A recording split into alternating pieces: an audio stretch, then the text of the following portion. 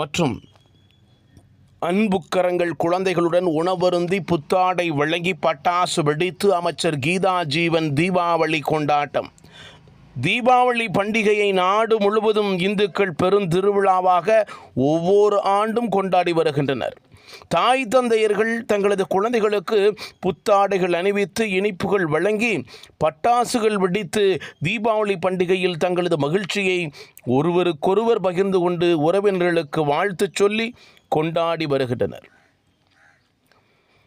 தூத்துக்குடி சட்டமன்ற தொகுதிக்கு உட்பட்ட லூசியா மாற்றுத்திறனாளிகள் மற்றும் அன்புக்கரங்கள் குழந்தைகள் 200 பேர்களுக்கு தனியார் ஓட்டலில் அறுசுவை உணவு வழங்கியும் நலம் விசாரித்தும் வடக்கு மாவட்ட திமுக செயலாளரும் சமூக நலன் மற்றும் மகளிர் உரிமைத்துறை அமைச்சருமான கீதா ஜீவன் அவர்களோடு அமர்ந்து உணவருந்தி பின்னர் 200 பேருக்கு புத்தாடை மற்றும் இனிப்புகள் வழங்கி தூத்துக்குடி துறைமுக கடற்கரை பகுதியில் வண்ண வான வேடிக்கைகளுடன் தீபாவளி பண்டிகையை முன்னரே கொண்டாடி மகிழ்ந்தார்.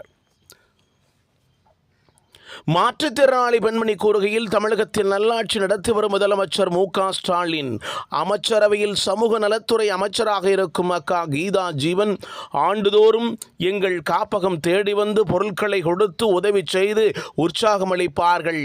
இந்த ஆண்டு கடற்கரை உள்ளிட்ட பகுதிகளுக்கு அழைத்து வந்து எங்களோடு உணவருந்தி தாய் உள்ளத்தோடு எங்களுக்கு மகிழ்ச்சியை ஏற்படுத்தி நல்ல பழக்க வழக்கங்களை பின்பற்ற வேண்டும்.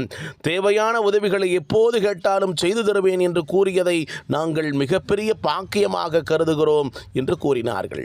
இந்த நிகழ்ச்சியில் மாநகர திமுக செயலாளர் ஆனந்த சேகரன், மாநில சிறுபான்மை அணி துணை செயலாளர் எஸ்டிஆர் பொன்சீலன், மாநகர இளைஞரணி அமைப்பாளர் அருண் சுந்தர், மாவட்ட மகளிரணி அமைப்பாளர் கவிதா தேவி, மாவட்ட தகவல் தொழில்நுட்ப அணி துணை அமைப்பாளர் அருணா தேவி, முன்னாள் அறங்காவலர் குழு தலைவர் செந்தில்குமார், மாவட்ட குழந்தைகள் நல பாதுகாப்பு அலுவலர் அனுசியா மற்றும் மணி, ஆல்பர்ட் மற்றும் காப்பகத்தைச் சேர்ந்த காப்பாளர்கள் உட்பட பலர் கலந்து கொண்டனர்.